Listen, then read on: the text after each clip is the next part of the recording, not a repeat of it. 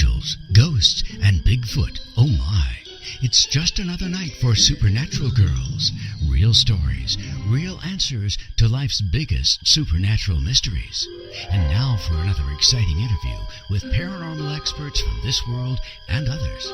Here's your host, paranormal researcher Patricia Baker, on the one, the only Supernatural Girls.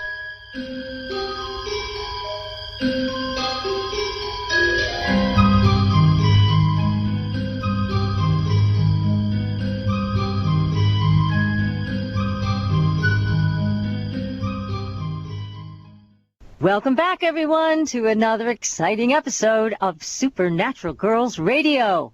I'm your host, Patricia Baker. I'm here with my co-host all the way from sunny Tucson, Patricia Kirkman. PK, how you doing tonight? Fabulous, absolutely fabulous.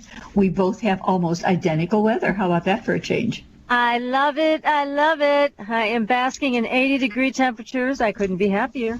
I guess not. For you, that's a miracle. Not kidding. It happened overnight. We're loving it.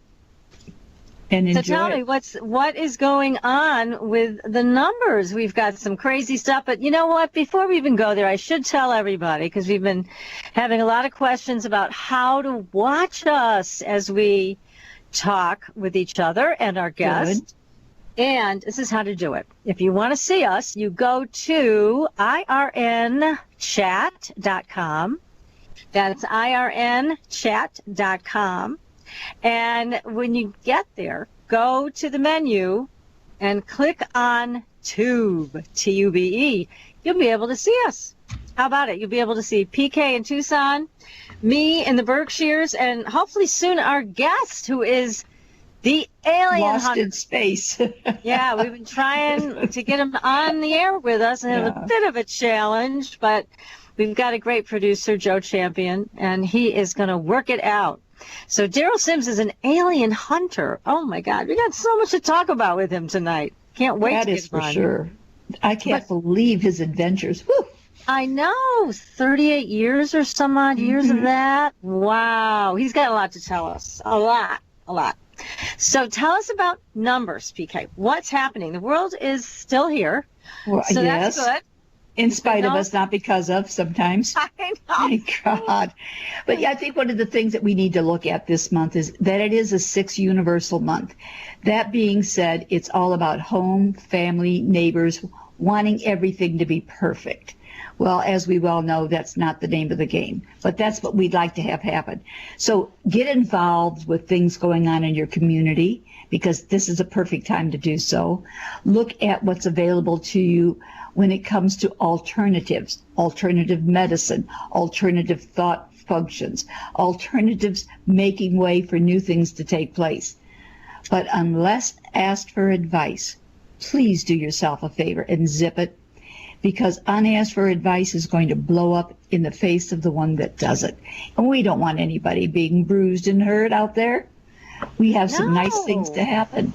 You know, and also you have shared with us this great advice before. Whether we like it or not. This is like an ongoing, for the last several months, we've been hearing this. Don't give it unless you're asked. Okay. Well, but you know what happens at different times? With the universal month, it changes every month. But this month particularly, because it's a calendar 5, which means there's major changes taking place. But universally, it's all about everybody wanting perfection. And we're hearing that in the chants in the street about our government and about things going on. Everybody's uptight about what isn't perfect. But we have to allow it to be the best it can be, not the best we think it's supposed to be. Exactly. Work on getting rid of some of this dead wood a piece at a time. That's right. Well, hey, I'm up for that. I like getting rid of dead wood, make room for the new. That's now, sure. We have been experiencing a bit of a mystery with you. Mm-hmm. And in your room, we have watched a very clear atmosphere turn totally foggy. Right. And this has gone on for what, 3 weeks? 2 weeks? 3 weeks so far. 3 weeks 3 so weeks. far. So we're going to watch closely to see if this happens again tonight. Now, last week, when we had Matthew on talking about Bigfoot, We also picked up on a couple of faces that showed up in the fog.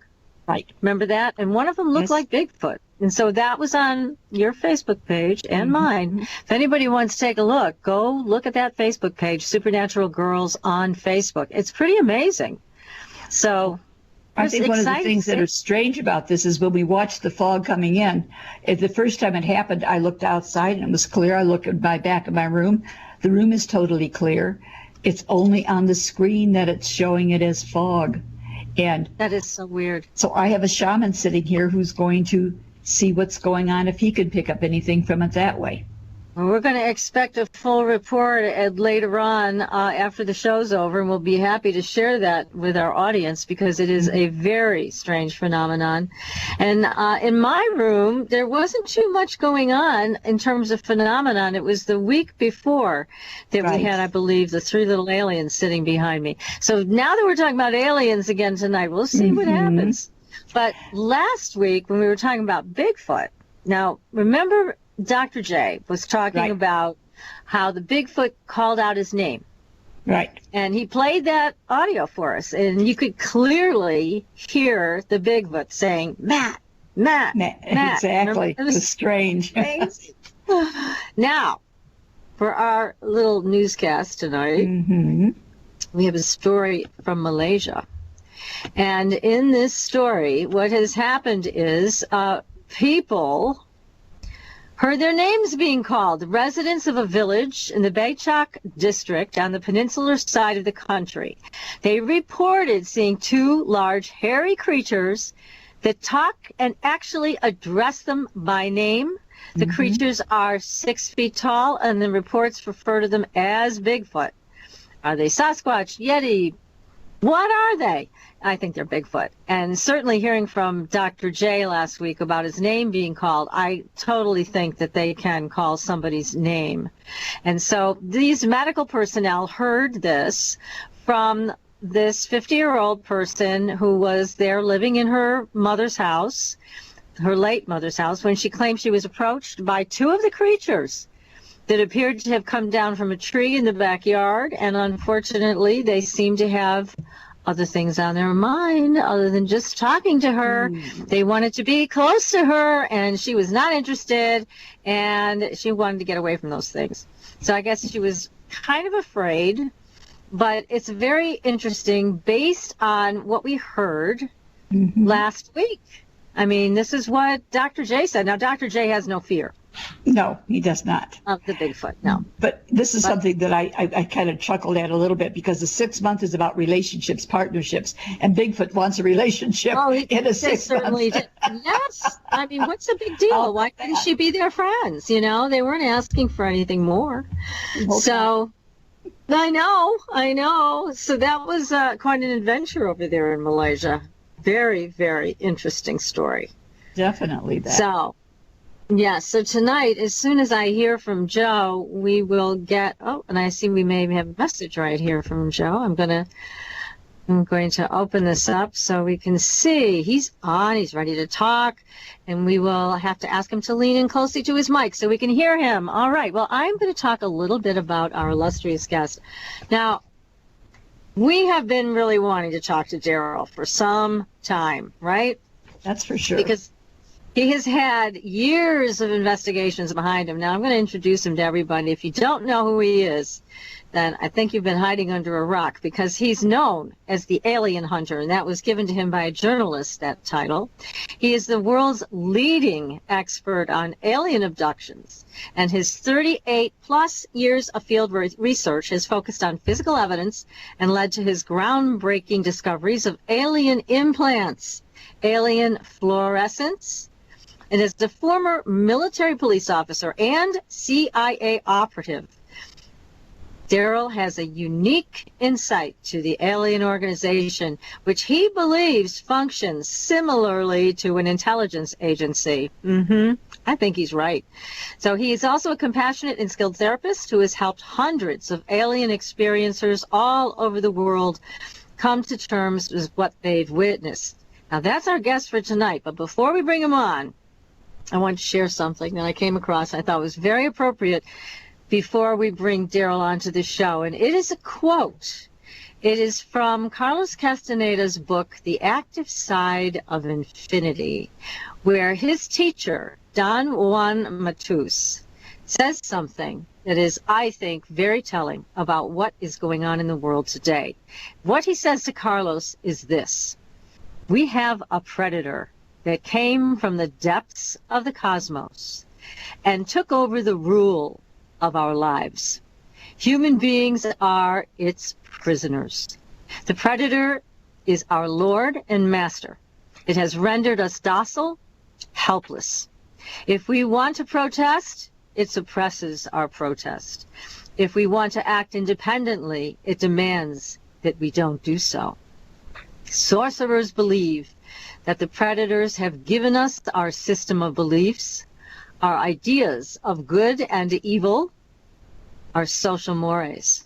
They are the ones who set up our hopes and expectations and dreams of success or failure. They have given us covetousness, greed, and cowardice. It is the predators who make us complacent, routinary, and egomaniacal.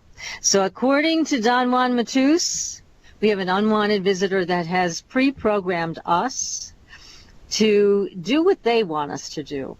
Doesn't this all sound just a bit too familiar as we bring aliens into the mix? So tonight, everybody, we are so blessed to have with us, so lucky to have with us, Derrel Sims. Derrel, welcome to the show. Hello, how you doing, young ladies? I'll tell you, you guys looking great tonight. How come we can't see talker. you? I hope you can. Not yet, but I'm sure Joe's going to help you get that video camera working so we can see. We love the hat. Bravo, there you are. There Hey. you go. Okay. All right. Great to finally talk to you, Derrel. Now, you have had a long career in the field, but you've also had your own experiences as a child. Tell us about what happened to you. Well, how I came to be involved in this was as I did not prepare for this in any way or shape or form, but simply meaning that at age 4.5 years old, I woke up in the middle of the night with this entity. Somebody was in my room. That's all I knew. And it was walking away from me toward the wall, and it was about, I thought, going to bump into the wall. I thought, what's he doing? You know, what doesn't make any sense. And at that instant, it turned around and looked at me, and I heard it say, interestingly enough, without a voice, it's awake. And I knew he was referring to me. So that was It's weird. awake. I've never experienced anything like that before. So now he's looking at me, and I'm looking at him. Of course, there's a little well outside our little house on 1005 South K Street in Midland, Texas, in 1952, 53. And I can't figure out what in the world is going on. This guy's real skinny. He's got no clothes on. It's wintertime. I'm wrapped up in my blankets, and it's real cold. And this guy hasn't even got any clothes on. So as a kid, what a kid normally notices is if you don't have any clothes on, they notice, hey, you don't have any clothes on. And I noticed he didn't have a TT. He didn't have a belly button. And, of course, I didn't have a clue what all that meant, but except that it's weird. Of course, after 38 years investigating, I've figured out a few things since then. One of them is if you don't have genitalia, you probably don't procreate. And if you don't have a belly button or a navel, you probably weren't born. You were hatched, cloned, manufactured, or got here some other way. That makes sense. That really does. Mm-hmm. Now, were you abducted at that time, or did they leave you alone? They actually had just brought me back. It took me some time to figure out that that they just brought me back from the event. So the next, I was so upset by the event because I wasn't afraid, I wasn't terrified or anything. I just couldn't figure out who the guy was, skinny little guy was in my room with. He was pure white, and he had large black eyes, but they were perfectly round, not like the wraparound Hollywood version. These eyes that he had, well, they were interesting because it doesn't make any sense when you see the aliens today, that, whenever people describe them or draw pictures of them. And even some photography we've got are a little different than these. So when people ask me, what's the difference between what you saw and what we're seeing today, my response is, I'm just looking at a Chevette and you're looking at a Corvette. It's a different model. That's all. Wow. Now, you've come to understand a lot about these beings and their purpose here and the way they track people. You found out all about these implants that they put inside people. Do you think that they've got a positive agenda or a negative one, or is it a combination of the two? Well, I think they're running the show in regards to abductions totally. And the two primary programs they're running is a program called Contactees, in which the idea is to basically get you to go along with the program, whatever it is they're doing, and to like it and think that you're special, unique, and whatever they're doing, it's all for you, which I've not found that to be true at all. And the other program is one of abductees. These are people who do not feel the same way. They have a sense that something's seriously wrong with this picture and that people should not be kidnapping me or my kids in the middle of the night. Exactly. It does seem a bit invasive, doesn't it? It certainly does. And especially whenever kids go through their abductions and they do things like sleep with a baseball bat, a hockey stick, and got string tied around the doors, windows, and everything so they can sense anybody coming through the room.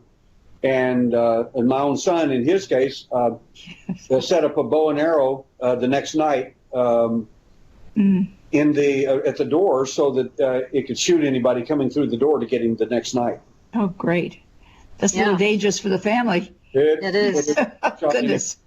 But the point is that kids are so mortified by some of these events. Again, it depends on which program that you ended up in. If you're an abductee, your view is that something's wrong with this picture. I didn't want this, and it's not supposed to be happening to me. This is invasive. And as a former police officer, I can tell you it's kidnapping. You can call it anything you want. And as one lady said to me, she says, but you don't understand at all. And I said, well, please enlighten me. And she says, the real thing is they bring you back, and this is the way it really is, and so on.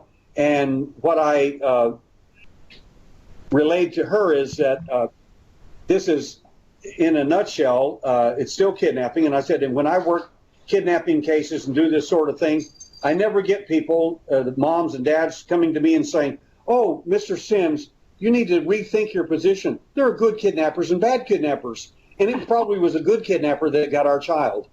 I never hear this, ever. I bet you don't.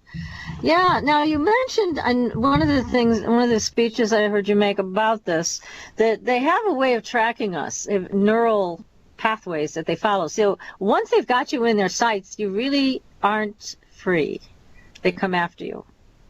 They do select you, and we have developed some statistics since the late 1980s, and some of the statistics are rather telling, and it kind of gives people a better hint as to who they're looking for. 45% of the people taken in these events are Native American, Indian, Irish, Celtic, or Gaelic, really. And when you look at that, and when I went to Turkey as an example, they said, Mr. Sims, we loved your presentation, we loved your work, but this is one area that you're incorrect on. And I said, no, the stats are correct. And they said, but we're all Turks, Mr. Sims. And I said, the stats are still going to be correct. So a professor from Ankara, the capital of Turkey, came to the United States, did DNA testing on certain Native American tribes in the north, and took the DNA testing back and tested the Turks. And guess what? The Turks are Native American Irish, a Native American Turk. And the amazing thing about that is they brought over Native American tribes and had the biggest powwow in the history of powwows in Ankara because they're all for heaven's sakes. But now, why do you think that they take Native Americans and Irish people? Why them? Goodness. Okay. Well, if we look at it basically, and since I'm both Native American and Irish, I can talk about them and with impunity. which others may not. Yeah, you know, if you're not one of them, you got to keep your mouth shut. You know, we're privileged and that sort of thing. But the fact is that if you trampled and traveled to Native American lands almost anywhere in the U.S. a long time ago, you're looking for a quick haircut or a battle. So that's number one. Number two is when you go after you go to for instance, Notre Dame, and you look on the wall there, and right there at Notre Dame, it says the Fighting Irish. What I'm saying basically is that the Irish and the Native Americans tend to, and historically, they like to fight. Busting head and taking names is what we've always done. That's just the way it is, and like it or not, that's the way it is. Even among the Cherokee, we had the war council and a peace council, a peace chief and a war chief, and it's just that simple. Once the peace chief gave up his right and declared war, it was Let me just stop you for a second, because what we've heard before, maybe you've heard this as well, or you know this as well, it seems like they follow their own genetic strain. So the people the lineage they've created, because this tends to be intergenerational, right? It does point to that. It certainly does. So I've heard before from Native American medicine people that they only come after their own. So in their creations, you're one of them, I guess. I mean, you're somebody they follow. You're somebody they come after because, in their minds, I guess you're one of them, right? Well, I don't think so.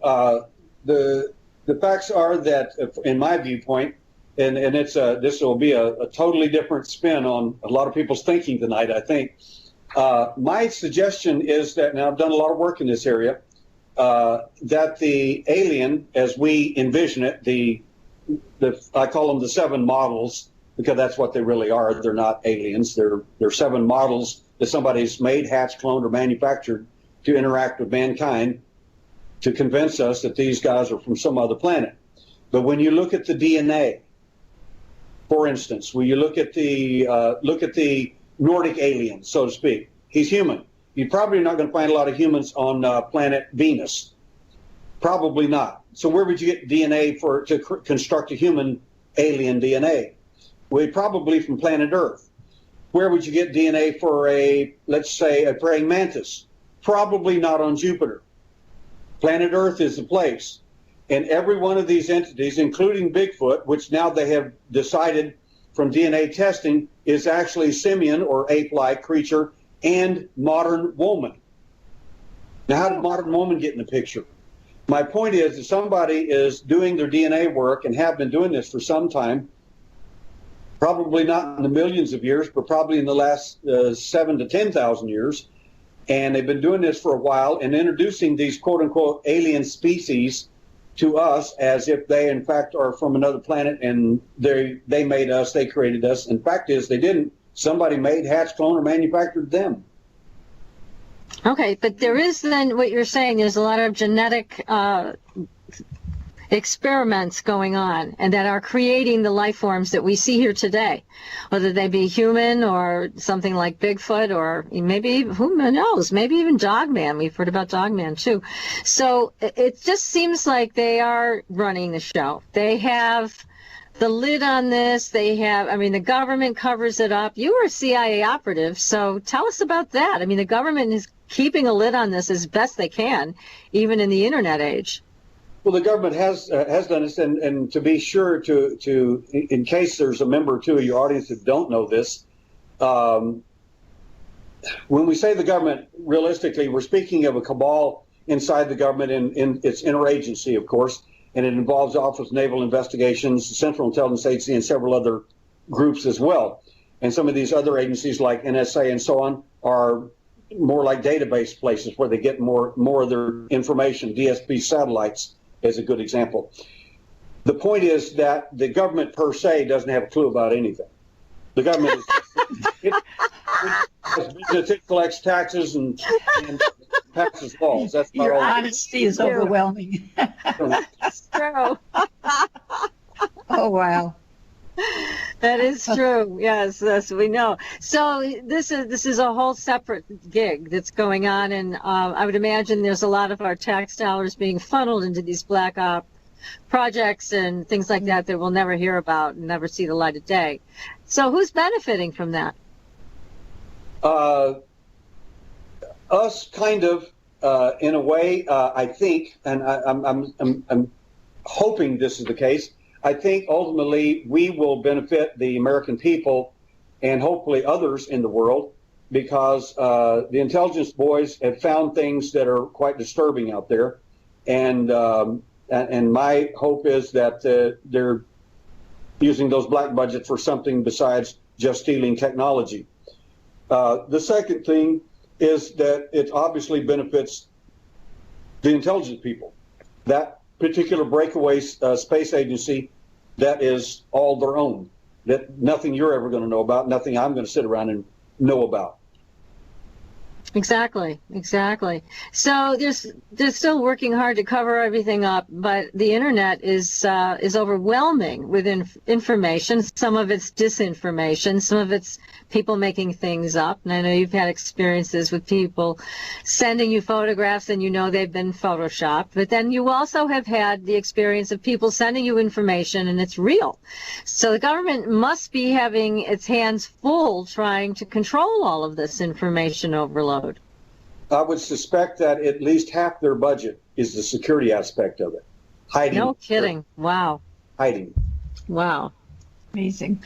Yes. Well, that makes sense. That makes a lot of sense. Gosh, we have a lot of questions for you, Derrel, in case you haven't noticed. Just a few. We've got to talk about these implants. We've got, again, the way they track people. Do they track people that don't have implants, or all of these people have implants that are being tracked? Number one, implants are extremely rare, and your audience needs to know that. I discovered this in 1960. That's how I discovered it, because it was my own case when I was 12 years old. The point is that implants are extremely rare, and every abductee I talk to at every conference, they always come up and say, please test me, check me with your equipment. I know I've got at least one, and maybe sometimes some people say hundreds of implants. Just in most cases, just not true. So that's the good news. The other good news is that the implants are not tracking devices. They never have been. If they were tracking devices, and they track you from birth, as an example, the implant would be bigger than you were. That doesn't make any sense. So the implants, when they're installed, is later during the person's life, usually between the age of 4 to 12 years old, whenever that time happens. If there is an implantation, that's generally where it's going to occur. And those implants are not designed, and I'll give you a definition of this later, but basically implants are not transponders, they're not tracking devices at all. The alien tracks all abductees and all contactees, in my opinion, through something like a neural signature. Okay, hang on to that thought, Derrel, because we're going to have to take a very short break, but we want to come right back and have this conversation, because people want to know about implants, what they're really for, and how people are being tracked. You're listening to Supernatural Girls Radio, everybody. Just stay tuned.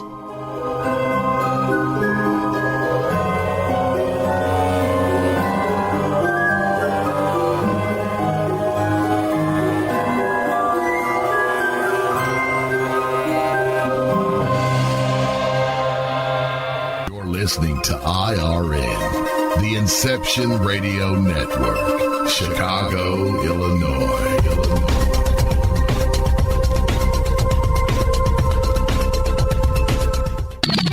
You didn't forget what's coming up tonight, did you? Hi, Inception Radio Network listeners. This is Amanda. Never miss that interview you were looking forward to, or the show on your favorite topic. Follow IRN on Twitter, I_R_N, and get reminders about the evening's live shows, as well as fun and important updates throughout the week. That's I_R_N,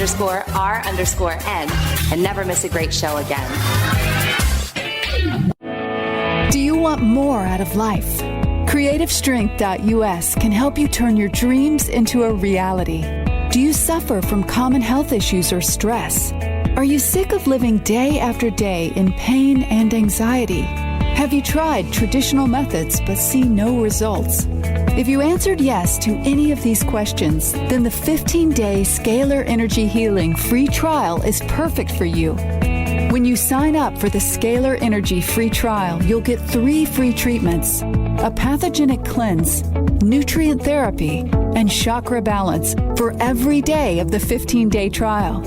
Go to creativestrength.us to learn more about this free trial and sign up. There is no credit card required, only your willingness to improve your life. Anyone, anywhere in the world can register for this free trial of Scalar Energy treatments. Healing energy is all around us, and now creativestrength.us has a way to help you harness it to improve your daily life. Only a picture of yourself is needed to be treated with Scalar Energy. Simply email your photo and enjoy the Scalar Energy treatments. You can experience the miraculous, life-changing powers of Scalar Energy Healing from the comfort of your own home. Visit creativestrength.us. Change your life for the better, effortlessly. Go to creativestrength.us today. Hi, can you hear my voice? Imagine how many other people can hear it too. If you have advertising needs, then look no further. The Inception Radio Network currently has openings for on-air advertisements and radio show sponsorships. Given any thought to your target demographic? Inception has you covered there too. Advertising on a network gives you multiple opportunities to advertise on a wide variety of radio show broadcasts, and we have one to fit every advertising need.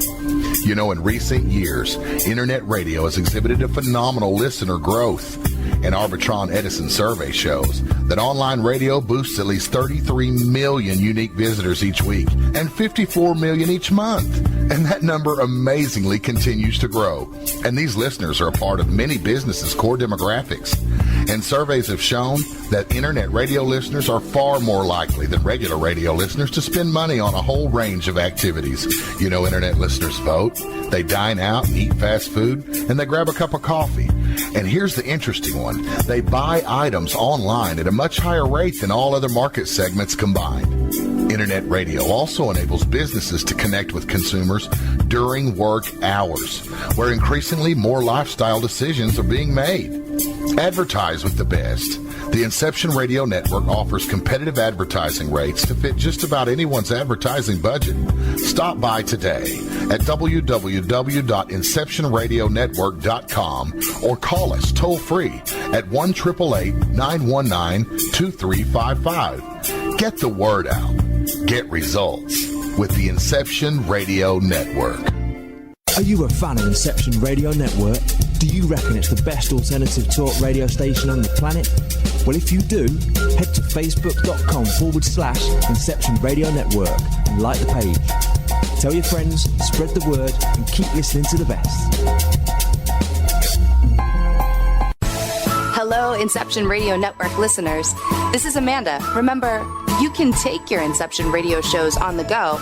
Just download the Inception Radio Network app for your iPhone, iPad, or Android smartphones and access live shows, past shows, guest lineups, and much more. Just visit the iTunes Store or the Google Play Marketplace and download it today for free. Your property tax bill. Have you seen it lately? It's frightening. Your property taxes are going up while your home value is going down. It's time to fight back and win. For the real truth about the property tax system, get attorney Pat Quintilian's book, Are You Getting Screwed on Your Property Taxes? How to Find Out and How to Fix It.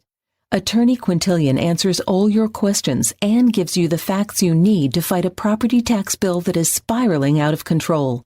You'll also read about what happens to property owners who don't check their property records, only to find out too late they're taxed on square footage, fixtures, and even buildings that they don't own. Is this happening to you? Learn your rights.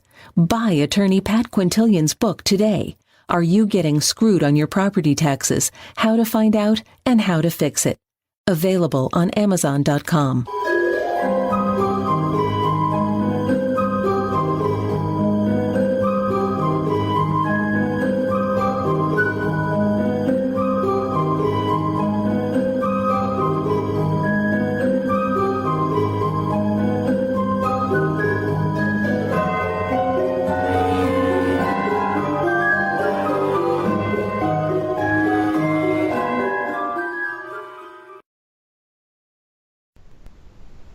Welcome back, everyone, to Supernatural Girls Radio. I'm your host, Patricia Baker.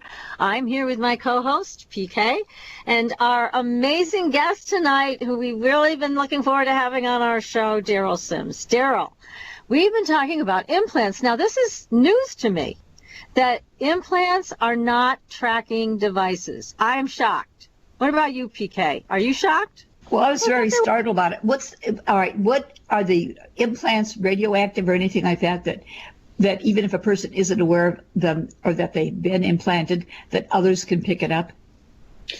There are different ways that we look for evidence. One of them is in the visible range, of course, where you have scoop marks, cuts, lumps, bruises, bumps, and this sort of thing. We look at that. The second thing we do is use ultraviolet light to light up the abductee and see if they've been physically touched by the alien entity. There's two possibilities that there'll be evidence there. There'll be a casual contact, in other words, 3 large fingers or a hand will literally, the imprint of that will be on them in the invisible range, but it'll light up beautifully under black light. And for heaven's sakes. It'll penetrate the skin subdermally on contact. You can't get it off or wash it off.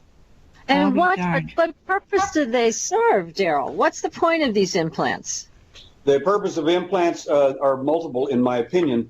One of them, as an example, one of the things they may do, and we've seen some evidence of this from doctors' reports and others who look at this with us, is that some of these implants seem to be able to alter levels of neurotransmitters such as serotonin, dopamine, potassium. Now, any psychopharmacologist or anybody with any basic education in neurotransmitters will tell you that anybody that can control those in a human being literally determines whether you're sad, glad, suicidal, happy, or what. They run your show. Wow. So the implants serve as a mind control technology. It could. Some of them appeared like a little girl. A mother called me one day and said, my little girl told me that she was a strange little bald-headed man with large black eyes in her room, and he did something in her nose. And I said, well, so what should I do? I said, have her sneeze in a Kleenex immediately. And she had her sneeze repeatedly, and she said, oh, my God, there's 4 little tiny gold spheres. They're about the size of a pinhead.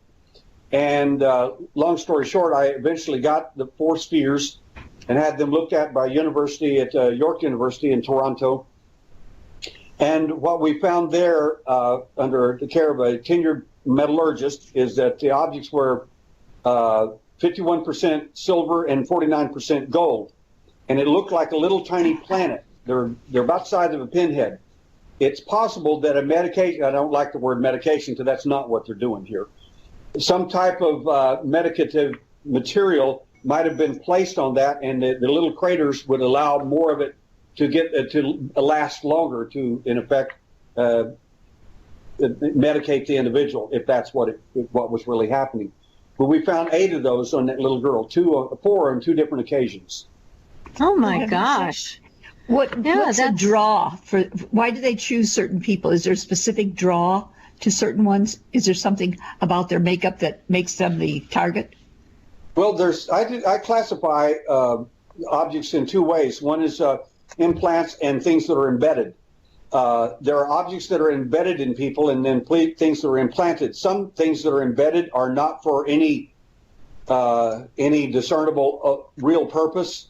Sometimes it's a red herring. In other cases, where the implants themselves show up, there seems to be something very specific going on. In the first 2 surgeries we did in 1995, literally what happened was the objects, 4 objects out of 2 people, a man and woman who did not know each other. The objects turned out to have the most remarkable biology that a Nobel laureate is still harping about. And the second thing was the implants themselves were looked at by Los Alamos and New Mexico Tech, and they determined that whatever the objects were, they were extraterrestrial in origin. Oh my gosh! Amazing. Well, Just that's amazing. the smoking gun, isn't it? I mean, whenever you can produce some proof, which you've done, about something that's not of this world, there it is. I mean, well, it seems to be, and Of course, what's proof to one person is nothing to another. Everybody's got their own idea of what that is or isn't. And as far as I'm concerned, my search is about physical evidence and other evidence too. It's not just stuff that we can just necessarily see, because we see the effects on people, even when we do handwriting analysis on these people. Handwriting shows the behaviors and things that are consistent with your life. And One second, Derrel, before you go on, I just wanted to mention you've got somebody. Yeah, you have a mischievous something in your room. There you go. Your screen, yeah. Okay. You look much better now. Okay. Now we can see You're all there. It was gradually moving up to just your hat. So we didn't want to lose you. And I thought, one of those aliens is just playing a trick. What are they doing in here? So handwriting, it tells us a lot about the individual's life and about their habits and so on. If they have a propensity to lie, a propensity to exaggerate, this sort of thing, it shows up in your handwriting. So we look at this. But what we found was something rather amazing. In some of these people, we found behaviors in the people that don't show up in the handwriting. What does that mean? Well, what that means to a handwriting analyst is somebody else's behavior that's installed in you. Wow. That's pretty dynamite. Wow. That is dynamite. And we're supposed to have free will on this planet. But clearly there's something that's superseding that. Well, I think that free will exists. I have a different view, a worldview probably than some people. I think that there is destiny. I think there's predestiny, and I think there is free will. Free will can be tampered with. For instance, if you give people, if you give somebody that has a propensity to do drugs, as an example, 8 different kinds of drugs, and then free will, you're probably going to get a drug addict out of the deal. I mean, it's just that you're providing them choices that's outside their free will. It's creating a problem for the individual. But is there a choice? I mean, when these things come into your room at night and you're 4 years old, what is your choice? Where is your choice? You're 4 years old, this thing comes into your room, takes you, you kind of come to consciousness as it's bringing you back, and you notice he's got no clothes on. Where's the free will? Where are you in that saying, yeah, go ahead, take me on board your ship? That's not happening. Here, let me finish the rest of that little story, and this will probably answer part of that, at least. Okay.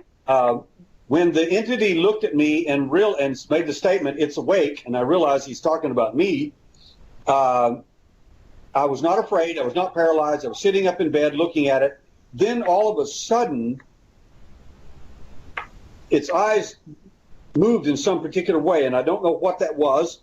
All I know is that at that instant, I became paralyzed, and a fear came over me that I have never experienced in my entire life. I've never experienced anything like it. So what that simply means, and since now after all these years of investigations, is 2 things. Number one, he transferred his fear to me. We as human beings try to think of the alien as having lifestyles like our own. They have no such lifestyle. They live in fear. They live in enormous fear, some less than others, depending on your station in the caste system, so to speak. And when he came toward me, I became so frightened.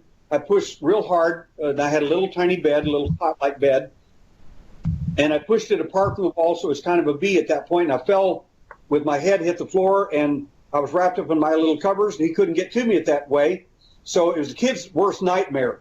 He lifted up the covers of my bed from the floor and stuck that large bulbous head and large black eyes right next to my face. And it's just beyond horrible. And he didn't shapeshift. I could figure this out at age 4. I can't believe people still can't figure this out. He did not shapeshift. He tried to change my perception of him into that of a clown, and that was supposed to be my screen memory, so I wouldn't remember who he was. And I kept shaking my little head, no, there's your free will. And I wanted to remember him for what he was, not for what he wanted me to think he was as a bad dream when he left. Well, good for you. That's quite a feat of willpower for a 4-year-old that you were able to achieve that. That's amazing. So it's a real testament to who you are as a person, that you were strong enough to do that back then. So But here's another question. I heard a rumor that you actually figured out a way to thwart an abduction. Is that true? Can you teach people or tell people this is what you need to do if you don't want to be abducted? Yes. All right. Good. Good show. We have to hear this. We don't have. What do you do? Because, We you know, don't from have what you're those- describing, it's not pleasant for most people. There are some things you can do, yes. And Okay, people what? write me on my website, alienhunter.org. Click on Alien Hunter. I'll be glad to send you the information, and you're welcome to test all of it if you want to. It's free. That's great. That's great. Amazing. Okay, alienhunter.org, everybody. That is the website. And you also have your book for sale there, yes? That's about the only thing we've got for sale. Everything we do is philanthropic. We did 25 surgeries thus far. The last one I did was in India on an implant surgery there, and all of those are free. We don't charge for whatever we do. We don't charge for, I do hypnotic anesthesia. I don't charge for that. I don't do any type of any of this at all for any cost. It's a philanthropic effort. I know what these people have gone through. That's tremendous. I mean, that's a real tremendous effort on your part. So one of the things I've heard you mention before is that if you want to disengage from an abduction, you take them off balance. And I think in one talk I heard you say you can put your arm around them and act friendly. And that just takes them totally off guard. Well, in that particular case, the lady came one night to her hypnosis session, and she said, they said, if I give you any more information, they're going to come after my children. I said, young lady, do you think they're going to do it anyway? And she said, yes. And I said, then it's kind of a moot threat, isn't it? And she started crying. She said, you got to help me protect my children. I said, I'm getting better evidence and better information from you than I am all my abductees total. Just you. So she kept crying. I said, okay, I'll. So I gave her a specialized system that I developed just for her, and she literally took control of the alien that night when he came in. And he did, this happened on 2 occasions. What I wanted from her, she said, what do you want? And I said, I want Freddy Krueger's hat out of the dream. I want you to tear his eye cover off and bring it back to me. Wow. And she did tear it half off the first time, got it completely off the second time. But unfortunately, there were more entities in the room. There were 5 of them in the room the second time. And what in effect happened is they finally, each one got on a finger of themselves and pried her fingers apart and got the eye cover back. Because I knew the eye cover was removable, because I knew that from 4 years old, because I remembered what he did with his eye at that time. So the eye cover, was that like a fabric eye cover or like a helmet? What was it that? No, I think of it as like a cosmic sunglasses for the alien. Okay. And it may be of a plastic type material. Sometimes people report it kind of has a sheen to it. So, but it's an eye cover, and sometimes you'll see the aliens with them on, and sometimes with them off. Hmm. It allows what do they look like to see with them off? Red, ultraviolet, X-ray, and visible light all at the same time. Oh, okay. Well, I've got a couple questions. When they say that, they actually they're true, because he's actually standing inside you. Oh my God. Well, I've got a couple questions for you from our chat room people. Space Traveler is asking, Derrel, do you know whether the Earth has any natural resources that an alien species is trying to mine? Well, my answer to that is twofold. The current people, the beings we're calling the aliens, which I call the 7 models, no. Because they're made, hatched, cloned, manufactured by someone else for their purposes, not for the aliens' purposes. The alien they're just doing their job. They're just made for this purpose. If there really were aliens, and I don't think we've seen any yet, if there really were aliens from other worlds that came here, would they want our resources? Well, I would certainly think so. That would make sense. And Dr. Stephen Hawking says any advanced civilization over any other civilization has always taken over the resources, the people, everything about them, and either assimilates that population or destroys it. What would be the difference if others came here? Oh, because they're higher and bigger and better than we are. Yeah, really? Isn't that what the Spaniards, everybody, the Indians thought about the Spaniards too? Right. Exactly. Yes. Good answer. Yeah. And I have another question for you from Neutron, who's asking, for the sake of keeping her memory and abduction research alive, Derrel, can you tell us about your late friend Carla Turner and her findings? I can. Candy was a buddy of mine. I loved her very much. Everyone that knew Candy loved her. She was shortest woman I ever saw. She's 4'9" or something. I mean, it's this little tiny thing. And of course, I'm 6 foot, and we're standing there laughing at each other, and I'm getting the chance to talk to her. She's a wonderful lady, a fighter beyond understanding. I told Candy before she died, I said, everybody's going to say the CIA, the government, whoever gave you cancer and they killed you, or the aliens did it, or whatever. I said, in your opinion, what's the deal? I said, I'm not going to make stuff up, and I'm not going to listen to this stuff. I said, tell me your view. That's all that matters to me. And Candy told me that she did not think that the CIA or anybody like that had given her cancer. She said, people die of cancer, and that's what's happening to me.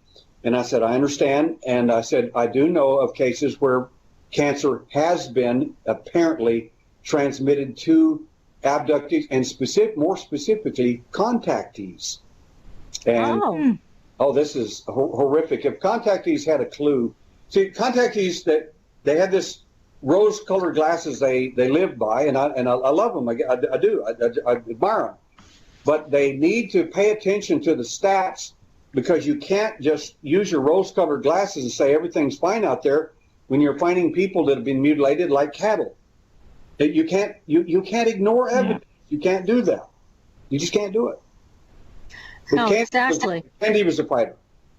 But so you're saying that cancer may be spreading as a result of the relationship that contactees have with the ETs?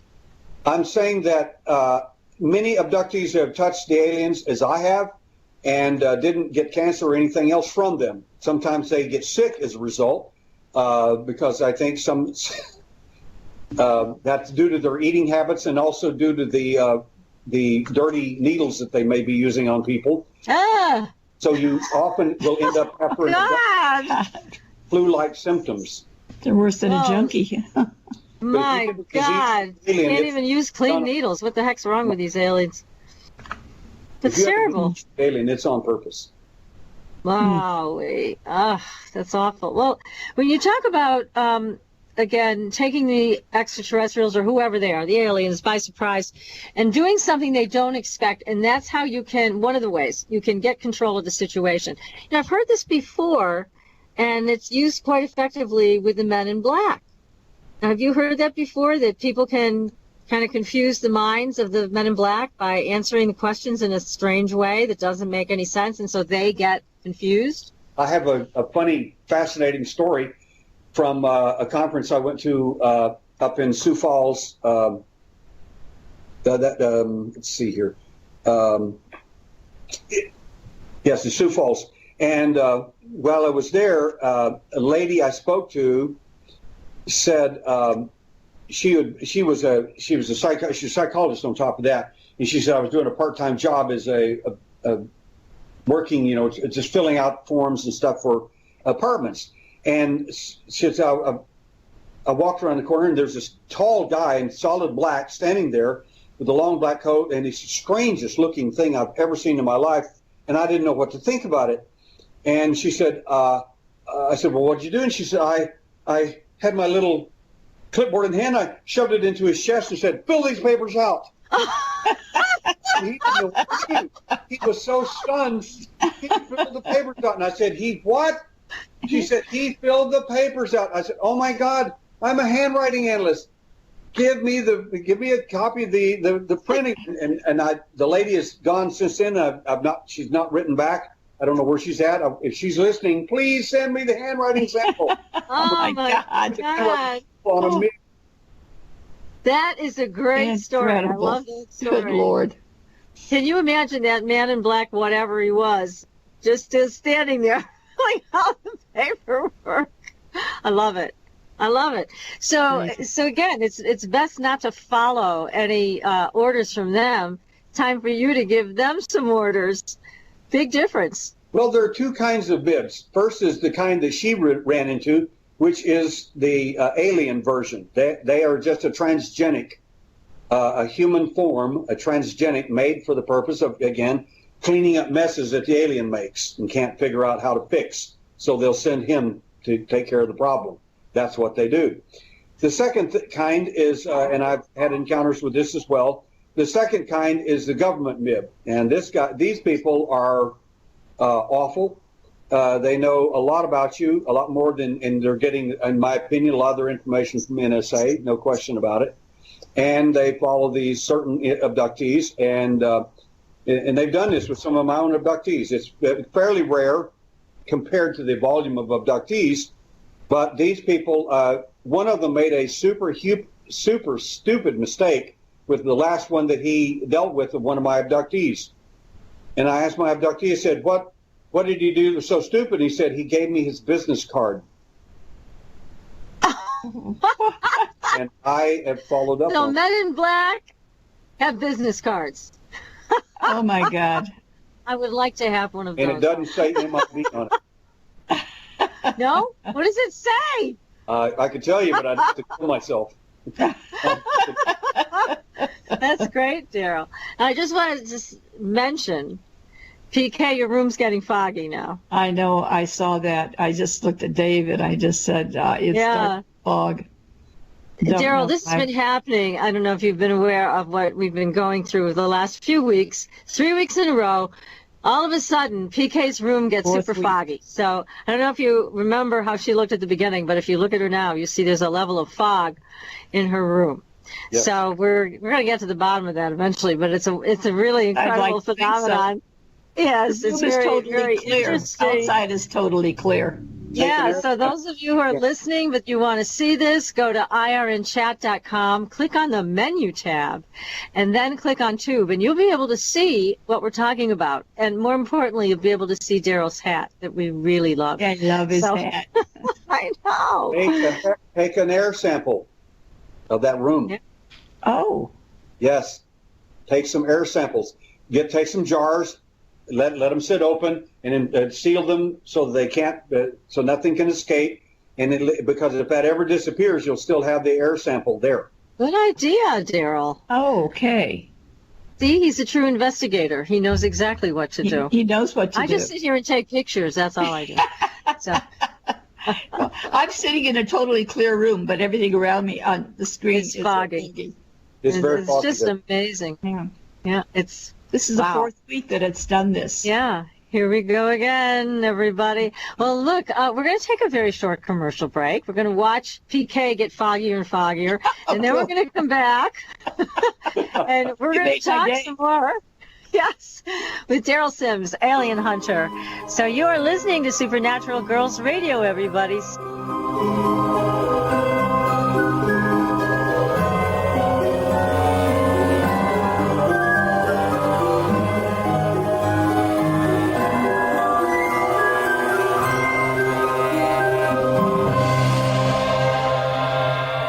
Listening to IRN, the Inception Radio Network, Chicago, Illinois.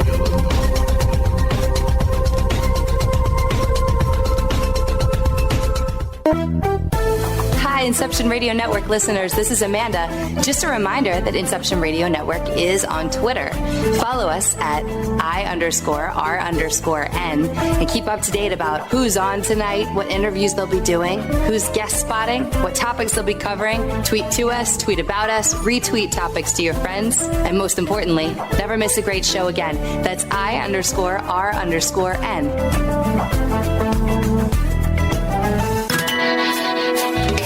Have a computer? Is your internet connection down? Don't worry. Use your trusty cell phone or landline and call into our listen line at 401-283-6700 to listen to the Inception Radio Network 24/7. Again, that call-in number is 401-283-6700. For the Inception Radio Network, I am MJ. Do you want more out of life? CreativeStrength.us can help you turn your dreams into a reality. Do you suffer from common health issues or stress? Are you sick of living day after day in pain and anxiety? Have you tried traditional methods but see no results? If you answered yes to any of these questions, then the 15-day Scalar Energy Healing free trial is perfect for you. When you sign up for the Scalar Energy free trial, you'll get 3 free treatments: a pathogenic cleanse, nutrient therapy, and chakra balance for every day of the 15-day trial. Go to CreativeStrength.us to learn more about this free trial and sign up. There is no credit card required, only your willingness to improve your life. Anyone, anywhere in the world can register for this free trial of Scalar Energy treatments. Healing energy is all around us, and now CreativeStrength.us has a way to help you harness it to improve your daily life. Only a picture of yourself is needed to be treated with Scalar Energy. Simply email your photo and enjoy the Scalar Energy treatments. You can experience the miraculous, life-changing powers of Scalar Energy Healing from the comfort of your own home. Visit CreativeStrength.us. Change your life for the better, effortlessly. Go to CreativeStrength.us today.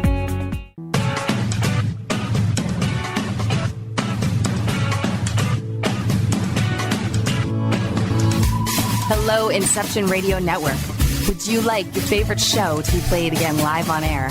Well, now the choice is in your hands with IRN's live request portal, an easy way to request your favorite show with a simple click.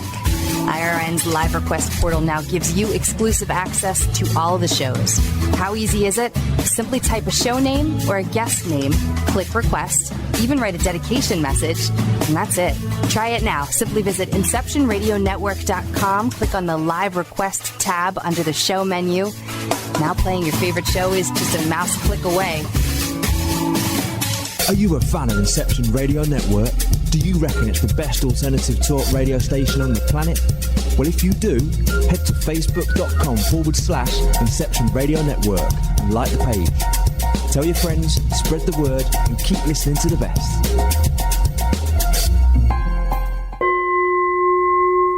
Are you ready for a new experience of freedom and powerful connection?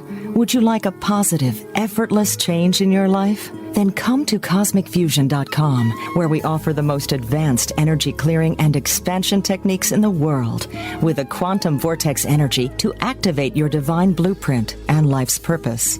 When your soul leads the way with cosmic fusion and quantum vortex energy, you can break clear of past difficulties and blocks with the power of the source. With cosmic fusion, the source energy does the work for you. It's easy and effortless.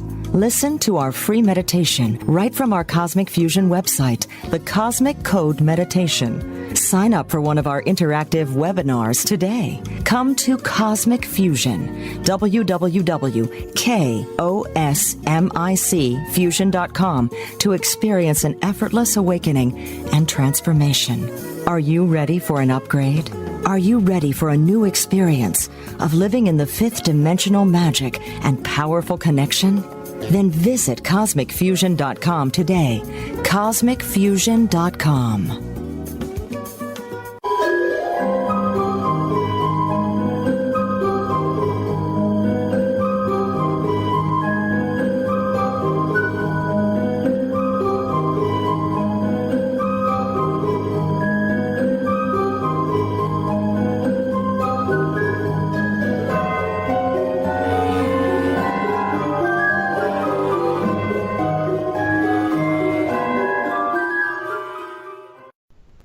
Welcome back, everyone, to Supernatural Girls Radio. I'm your host, Patricia Baker, here with my co-host, PK, and our amazing guest tonight, who we're thoroughly enjoying, Derrel Sims. Definitely that. He is Alien Hunter. My goodness. Good Lord. I know. He's going to try to help us stay safe amongst this very treacherous path here with these aliens. I don't know. You know, I used to feel kind of good about them, not so much anymore. So we want to hear, Derrel, please tell us about some of these abductions, some of the strangest stories you have heard from your people. What has been going on? Okay, I can give you. I'll give you a thumbnail here of a couple of our cases. This one occurred here in Texas, and the individual spoke to me. The long and short of it is, he was a fisherman. He was a boy, and he was with his dad fishing, and they were kind of like the swamp people. That sort of, it's that mentality that they fish all their life. That's what they did. And they were fishing one day, and a bright light showed up underneath. It lit up the murky brown water they're in, and it just steamed all the water around their boat. And they're like freaking out completely. He said, I was kind of excited. My dad was just terrified.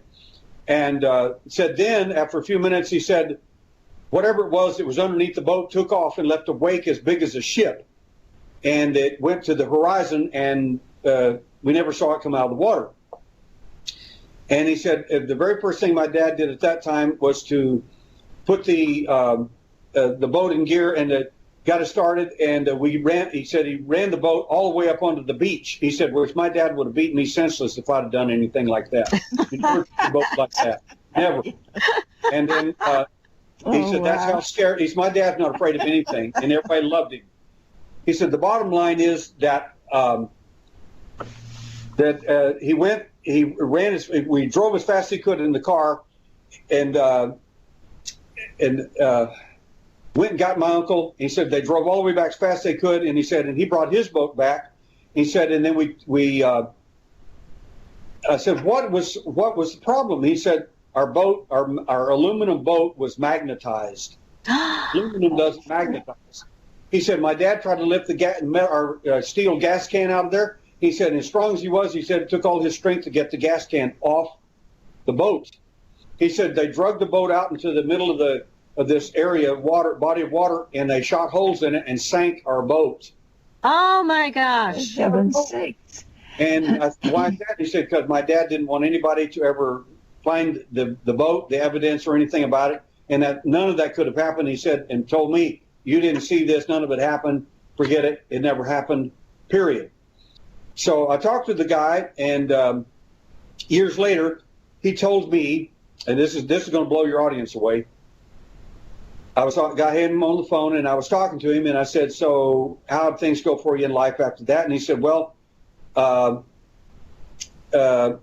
he said, I was babysitting one day. My little daughter was in there, a couple of years old, was sitting in the bathtub with about 4 inches of water, safe, of course.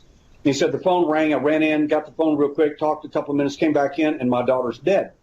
Oh my God! No! Oh. He said, I'm an EMT guy. I know all about how to resuscitate and everything. He said my daughter was dead. He cried and he cried and cried, and I said, no, wait a minute. I said, I'm an investigator. I'm going to put my cop hat on here. It's going to sound really insensitive. Just answer the questions. What did your daughter look like? He said she was dead. And I said, talk to me. He said her eyes were still wide open and in stark terror. I said, okay. I said, what's the next thing you noticed? He said she was stiff as a board. I said, rigor mortis doesn't set in that fast. He said, exactly. What are you saying? I said, listen carefully to me. He kept crying. He said, my wife left me over this. I said, listen carefully to me. When's the last, have you ever seen that look on your child's face and anyone else's face in your entire life? And it's so the very first time. And I took him back. It's called a transderivational search and in NLP. And over the phone, he broke out and started freaking completely out. He said, oh my God, my dad in the boat when the light was underneath us. But they don't realize abductions already happened. They just brought them back and put them back in the boat. They don't even have a clue. And I said, whatever got your dad that day got your daughter in the bathroom while you were on the phone. When it heard you coming back, it dropped her in the water. She was already scared stiff, literally, and it dropped her face down in the water, and she drowned because of that event. It's not your fault. And he cried. That is a tragedy beyond belief. Oh, God. Not only case like that. That is a tragedy. My God. Awful, awful, awful. Just horrific. Now, I have a question for you, Derrel, about abductions, because it seemed to us that there were a lot of abductions and reports of abductions that were taking place through the 80s, and then they seemed to kind of peter out a little bit. So it didn't seem like we were getting the reports, or it wasn't happening. I don't know. So have they lessened the abductions or not? I hear this all the time from people, and I hear it from people that, number one, are not in the field. They're reading books or watching TV or something. I'm in the field, and business is brisk. They're still doing what they're doing. They haven't slowed down at all. In fact, if anything, they have sped up. And really? Yeah. My God! It's business is. I've got 4. Well, I get a bunch of calls all the time, but I've got 4 really good cases. 3 of them are 3 of them are abductees, and one of them is a contactee, and that's just this week. Oh my goodness! Wow. So it definitely isn't slowing down any. And I'm not the only investigator out there. I'm just the only one that deals primarily in physical evidence. By that doesn't mean that I don't believe your case or anything. It's just that I have so many cases, 1,950 plus worldwide, that I can't take on any more cases of, I saw a bright light. I don't care about bright lights in the sky somewhere. What I care about is evidence and what you can do to interact with them to cause them to cease, desist, or do something else, or acquire some type of evidence for us. Well, that makes sense. It really does. So you're not wasting your time, and you're really trying to make some headway on this issue.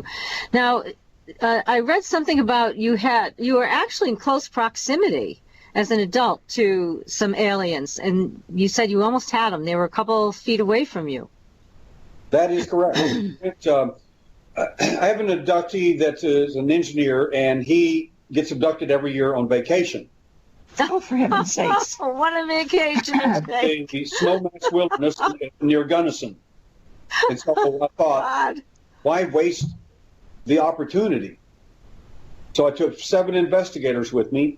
We went up there for a week, and people always see these neat pictures of me in like I am now or whatever, and they say, I want to be one of those alien hunters too. I show a picture of me in this article, and I'll send it to anyone that wants it.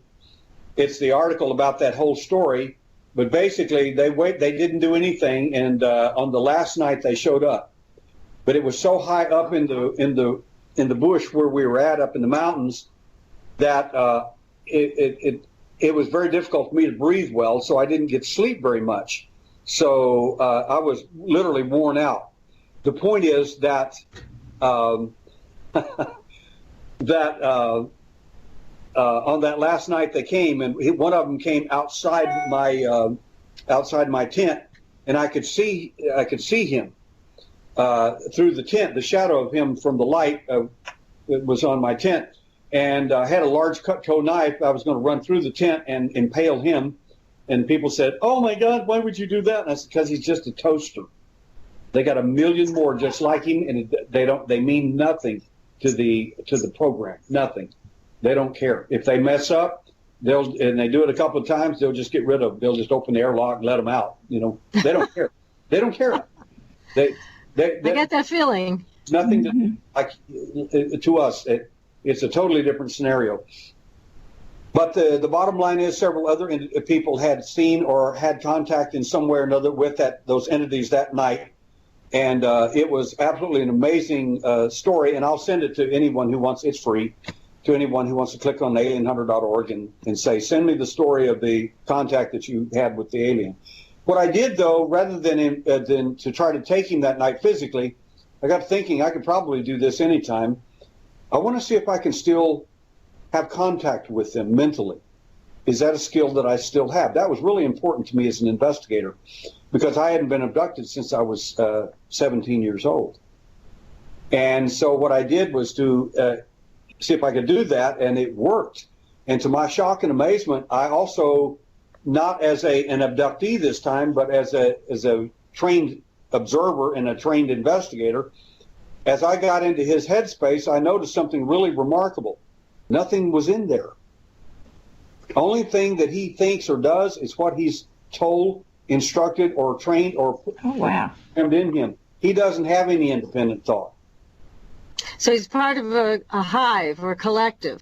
That would be a nice way to think about it. My goodness. So who's in charge? The $64,000 question. And do you know, Derrel? Well, I could tell you. The question that really I think should be framed, if you're going to ask that, is who constructed, made, hatched, or cloned the alien? Oh, okay. That's the real question. Who's on first? Who did that? And there are two primary views. One is the Sitchin view, which I was reading some stuff on Sitchin a long time ago, and I thought, this guy either can't translate Hebrew properly, or Sumerian, or he's not a Hebrew or Sumerian scholar, or he's lying, one of the two. Which is it? So I can't figure that out. So I went to a friend of mine who is a Hebrew, Ugartic, and ancient Sumerian scholar, and told him my difficulties with some of the things I was reading from Sitchin. I said, why can't this guy translate this stuff properly? And he says, that's a very good question. I said, why don't I get you and Art Bell or someone like that on a big radio program or TV program and have a proctor between you two, someone who you both respect, and just let you two get after it, and we'll find out who's right. And he said, that would be great. And Sitchin's crew would have nothing to do with it. Oh, no. Oh, boy, that sent all kinds of red flags up to me. But the bottom line is Sitchin's basic view was the ones who came down from the heaven that came to earth. Well, that's not quite the accurate rendering. Basically, there was war, and they got kicked out. You got a number 12 boot in the face, basically, and you came to whoever kicked you out, you took personal interest in their property, which happened to be this particular planet and a program going on here. And as a result, so you've got Sitchin's view or you've got a biblical view. But one of those two views makes a lot of sense to me, and they're similar in some respects. That whoever they were, they came down here, and even the Sitchin view shows that the best thing that they did for mankind is make slaves out of everybody. Oh, that was the best thing. Wow. I wonder what the worst thing is. Yeah. Maybe I don't want to know. Really? Yeah. So it's a difficult question, but here's another one for you. These things that you described as just like toasters, do they have a soul? No. No soul. No. When I did an incredible, this would take a whole show for us to do.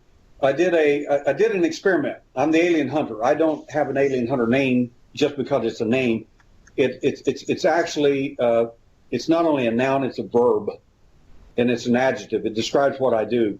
And basically what I did was to program a contactee, not an abductee, and they agreed to this whole thing.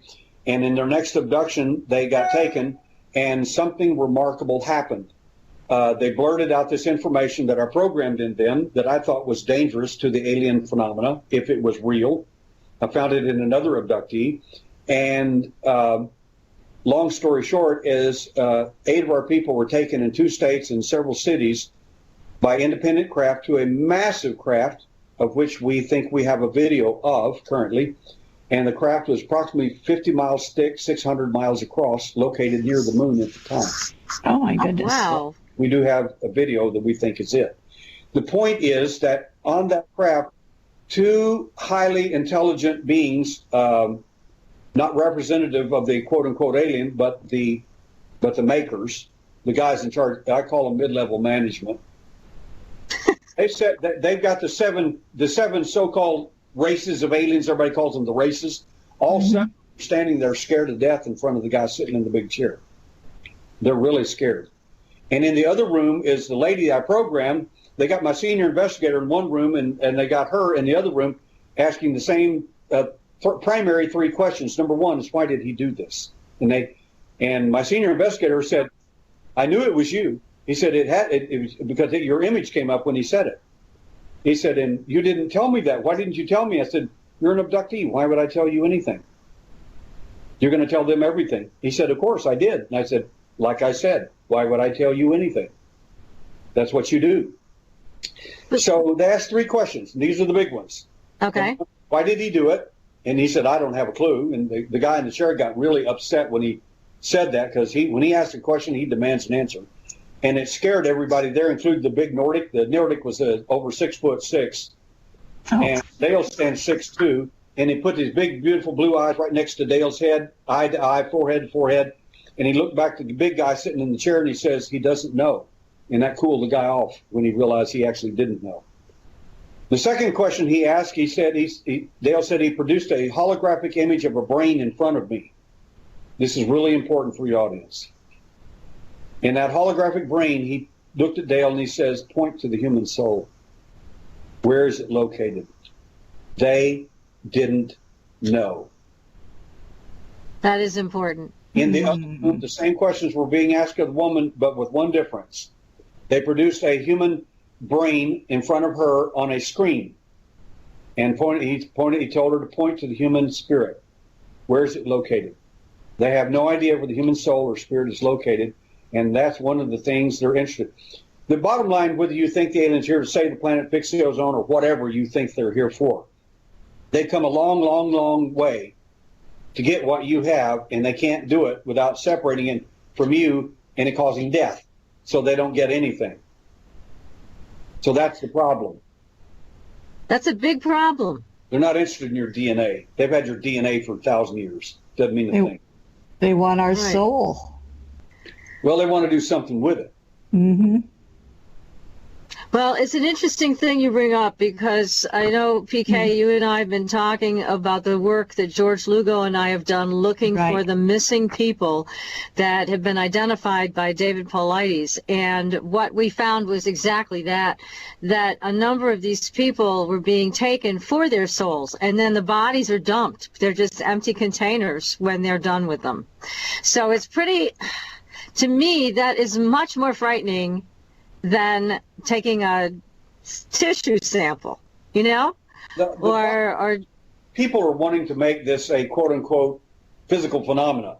It does have physics. It does have all kinds of things in the infrared, ultraviolet, and interdimensional ranges. I am all aboard that. But the extraterrestrial hypothesis involved with the so-called 7, the usual suspects, as I call them, that some people refer to as the aliens, in my opinion, you're looking at something far bigger, and that this is more of a spiritual issue than just a quote-unquote nuts and bolts issue. Agreed. I think we both agree with you on that. There's a lot more to this. Absolutely. Now, I have another question from the chat room for you, and he says, Derrel, have they perfected and changed their abduction techniques, which makes us believe there are less today? I think that's true. A long time ago, in the 80s and 90s, early 90s, you weren't supposed to remember anything. In my event, when I told you about that in 1952, the very first thing, he was alarmed because he said, it's awake. I'm not supposed to remember anything.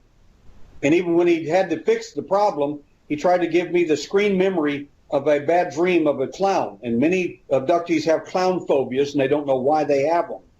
And that's where you get them. And these are just programs. Oh, isn't that interesting? Mm-hmm. But they are very effective. But one of the things, something's changing, and I will tell you this, in the mass abduction I told you about before, the big program where I actually got them to respond to us. Yes. One of the things that was fascinating is my senior investigator saw a giant map in a special room, and he asked the Nordic, what is that? And he said, that's our interaction with mankind. And he saw this big, he said, well, what's that little small section about an inch long there? And he said, that's all the time we have left. Oh, wow. What do you mean? And of course, being an engineer, he said, that's the last 100 years. Now, we don't know if it's in the first 10, the first 50, or at the end of it. We don't know. But the bottom line is that, of course, being an engineer is what he did while the Nordic was doing his thing. He computed how much it would take of all that little inch there. He said it was approximately 6,000 years on that map that they had been actually involved with us, according to the map that they had in that massive craft, 600 miles across, 50 miles thick. God. That is just bigger than enormous. I don't even know what to say about something that huge. But again, there's so much going on in this phenomenon, and you have such a vast amount of experience. What's the best advice you could give somebody if they feel that they're abductees and they need some help? Should they give you a call? Should they write to you on your website? The best way to get in touch with me is to write me. Go to alienhunter.org and click on Alien Hunter. It will send me a message immediately. If I don't answer you for whatever reason, don't think that I'm ignoring you. I'm not. I answer all my email, so just do it again. And but I normally get to all my mail. Sometimes I'm on a trip or speaking or whatever, and I can't get all of it then. But I carry my computer with me, and I do answer abductees' questions, concerns, emails, because I care about these folks. I know what they're going through, and I will not leave them alone without any kind of help. I won't do it. Well, God bless you. I mean, it's wonderful because you've got the best of all worlds in what you're offering all of us tonight. I mean, you are an investigator yourself. You had this experience a number of times, so you know personally what this feels like. You also went through this with your son, and you are an investigator that knows all aspects of these cases. So in my opinion, they couldn't have anybody better than you to help them. So, yeah, everybody, alienhunter.org, and feel free to go ahead and contact Derrel, buy his book. What's the name of your book again? Get that out, please. My book is on the site as well. It's called Alien Hunter, Evidence in Light. I look at the alien in the visible light, the infrared, and the ultraviolet, and X-ray, just like he sees us. You can see him as well. Oh, that's amazing. Well, I wanted to read a quote for the end of the show. What a great show. I mean, Derrel, you're amazing, and thank you for all your great work. Oh, it's wonderful. Here's a quote again. We started with Carlos Castaneda's book, The Active Side of Infinity, and a quote from his teacher, Don Juan Matus. And here's another one to take us out. You have little time left, and none of it for crap. A fine state. I would say that the best of us always comes out when we are against the wall, when we feel the sword dangling overhead. Personally, I wouldn't have it any other way. So that's my quote. It just ties it all together. Yes. So wake up, everybody. Let's pay attention to what's going on. If you need help, reach out to Derrel. He'll help you. He'll be able to get you to the right place to make peace with all of this, and that's very important. So, Derrel, thank you again for your time tonight. It's been a wonderful evening spent with you, well spent with you. Definitely. Well, hey, and Patricia, whatever they're paying you, it's not enough. I'll complain to management. We love you, Derrel. Thank you. That's great.